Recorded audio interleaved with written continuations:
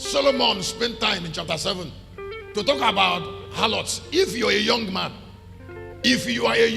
go home and read Proverbs chapter 7. Go home and read Proverbs 7 from 1 to the end. There is truth that Solomon told. The wise man Solomon.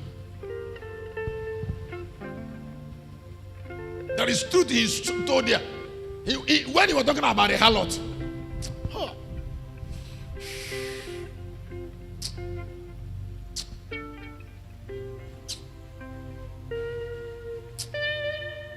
Excuse me, I understand Proverbs chapter 7 very well. He said, you see the harlot? Eh? He said, by the time she finishes with you,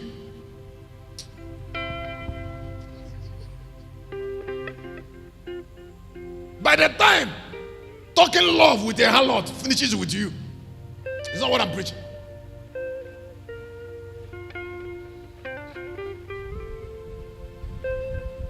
Sometimes when I read the story of Samson, I will be so bitter about how Samson can look at Delilah,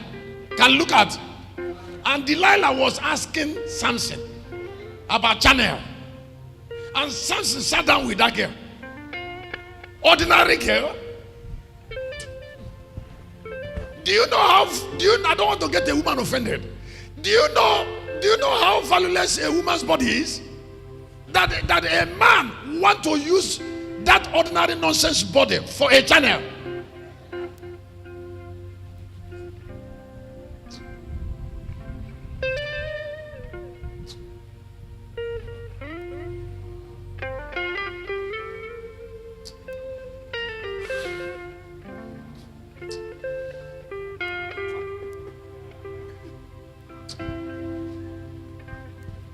You look at an ordinary woman and you said you give her your heart.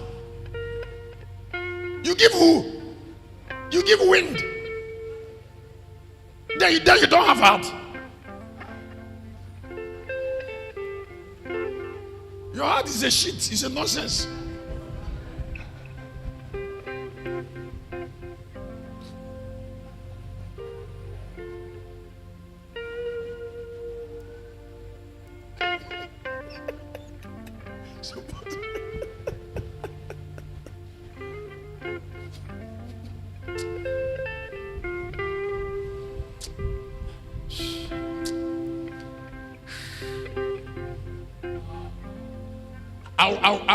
I will be in heaven to testify. The day the angel that brought marriage will be punished. I will still be there. Just behave like you didn't hear it.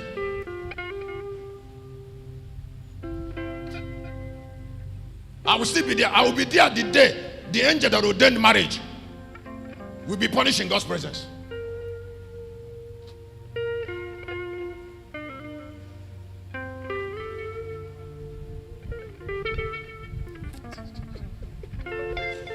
No, we will all wake up from long sleeping. We will wake up from long sleeping. Generational sleeping. Now, when vanity would have ended, when men will remember that they have opportunity to be like God, then the things that separate them from God would have ended. Then the vanity of their brain will drop on the ground. Then the eyes of God will rise up in them to see. That day they will know how much Satan have damaged them. That is why somebody have only 2 plots of land.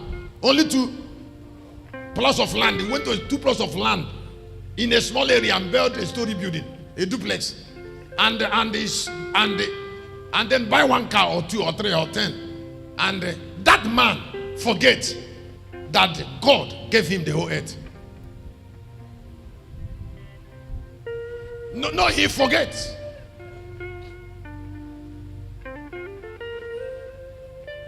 How will he not forget if he's satisfied with only 2 plots and wants a story building in 2 plots of land in only Lagos? when God has committed the entire earth to man. So if it makes him happy, how does he understand what I preach? See, he's at peace with being small, being not being little.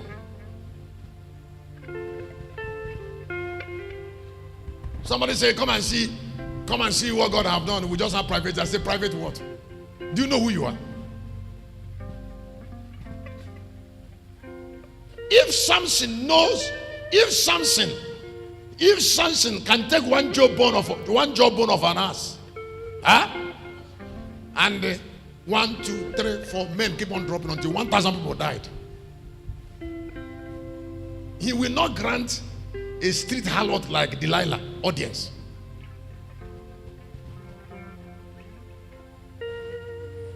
I say he will not grant a street girl. Can I tell you something? Is it not the name of Samson that brought Delilah into the Bible? Do I supposed to know Delilah? For what? Should I know Delilah? A Philistine harlot. It was a still Samson that made a harlot from the Philistine dominion popular in the Bible. Listen, if you don't know who you are, you will not know how to set boundaries on some people.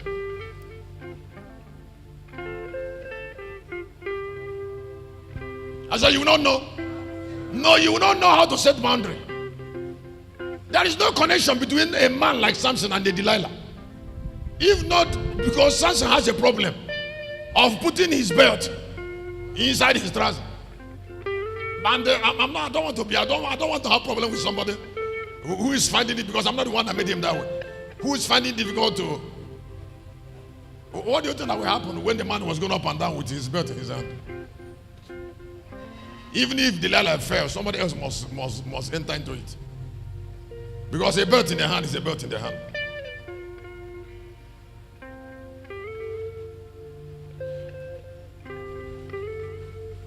Now, vision, it inspires right choices.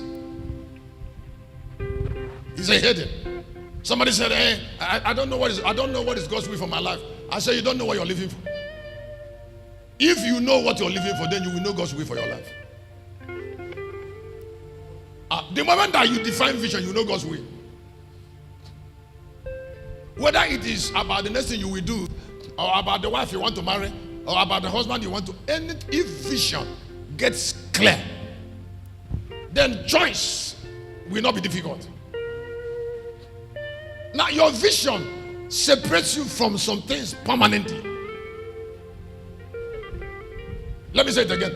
I said clear vision must separate somebody from some things permanently.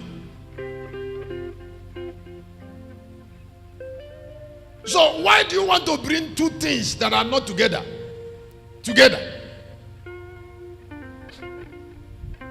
Now somebody says, "Shepherd, there is a way you preach." I say, yes, there is a way. I understand that because I stand for immortality. And then being in that part, there are things that cannot be joined to it. Listen, I came to the earth as a mirror, as a living mirror. I came to the earth a divine personality. I didn't come to the earth as a man, even though I have to use human body. Now, this body I am is not my essence. It's just that I need it. Now, my real person is a mirror man. It's a mirror spirit from heaven. Now, when that spirit came to the earth, because the spirit want to do only one thing. The spirit want to use me to announce himself. And that is the only value I have. I said the only value I have, one, not two values, is to provide my body for that lion spirit to do what? That is my only value. Now, I am not a preacher of prosperity. God uses me to give people things. I am not a healing minister. God can use me to heal people. I am not I am not a miracle worker principally. God can use me to do a lot of miracles like today. Now, what I came for is to provide a body for that spirit. It's not two. Now, and to be one with that spirit. Now, pay attention. The spirit asked me not to take something from the earth. The spirit asked me because I came to live for him. I came to now living only for that spirit must not allow me to choose some things. He has already asked me one job. I want to use you to introduce myself.